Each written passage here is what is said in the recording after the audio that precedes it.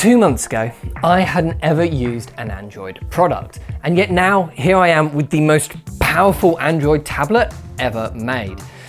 I collaborated with Ben from Lover of Tech on a full review of this over on his channel, which I'm sure you've already watched probably. So here I wanted to summarize some of my main thoughts on the Samsung S11 Tab Ultra after using it day to day for a few weeks.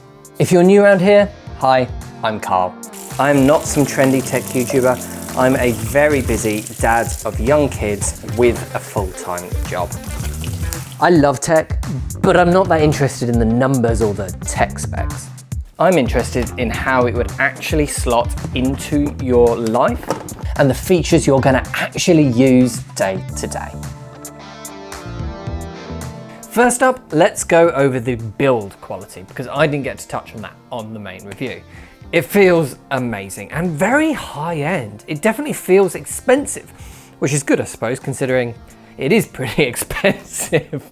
It's really thin and really surprisingly light, considering that this is a 14.6 inch screen. That is crazy big. That's a laptop screen. Sometimes that size is incredible, watching content, for example, but definitely for multitasking because it's wide as well as big. So having two windows side by side works so well. I was looking at holiday options for next year and comparing different hotels with it. And it was just the perfect tool for that. Sat on the sofa with one hotel on either side of the screen, trying to find the differences between them and choose one. For that, this is the perfect size. For simpler stuff though, there are times when it does feel too big. Just reading one website or article full screen, for example, you just end up with a lot of wasted space. In the main review I made with Ben, I raved about watching content on the Tab S11 Ultra, and it is amazing. Yes, because of the size, but it's the OLED screen which really makes the difference. And a tablet like this is where you really see the benefits of that OLED technology. I mean, just look at the difference here in the dark between the Tab S11 Ultra and the OnePlus Pad 3, a fantastic tablet which I'm working on videos for next. It also has a fantastic display, but it's not OLED. And look at those black bars above and below the content. In the dark, on a screen this size, you definitely notice that. And on the Samsung's OLED display, they just completely disappear into the dark around the subject. If I had to choose one tablet to watch Netflix on in bed, it's gonna be this one without a doubt. And you might say, well, what about the 13-inch iPad Pro? After all, I'm primarily an Apple guy. And overall, I think you would be absolutely right. If I was actually spending over $1,000 on a tablet for myself, then I'd probably be getting that one for a whole load of other reasons, not just because I'm in the Apple ecosystem, which maybe I'll go over in a different video. But for watching Netflix in bed specifically, I think it would still be the Tab S11 Ultra because of this larger screen with the wider aspect ratio. It is fantastic. The other problem I've had while watching content on this is that I don't have a case. Not a big problem, you might think, just stop being a cheapskate and go buy a case. But I've been looking around and there really isn't that many options. What I really want is a back cover with a kickstand and a detachable keyboard with a trackpad. Looking online, Samsung have made this for their previous S10 and S9 tablets, but where is it for this one? I think they're planning on coming out with one from what I've read online.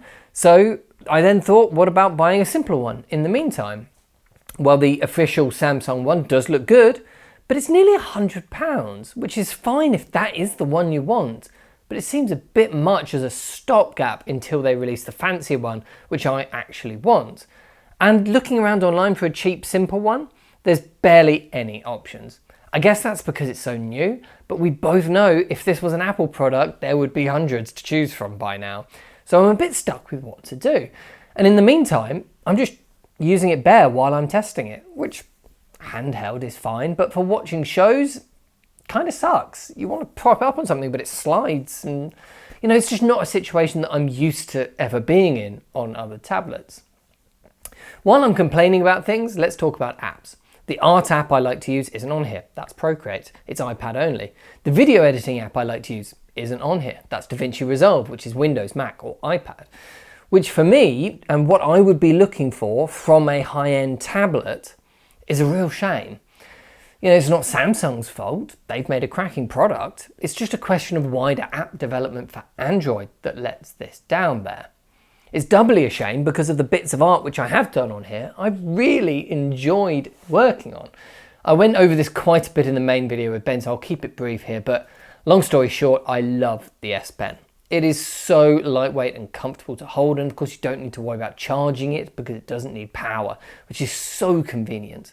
And I also love the huge screen, which gives you such a big art canvas to work on. So there you go. A few extra thoughts for you on the Samsung Galaxy Tab S11 Ultra. The name's nearly as big as the tablet.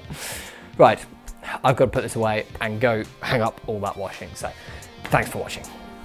Origin, Xbox, Ally, X. I've been waiting for this moment, and it's here. Let's unbox it. Let's get straight to it. This is the most exciting product for 2025, and I'm not even missing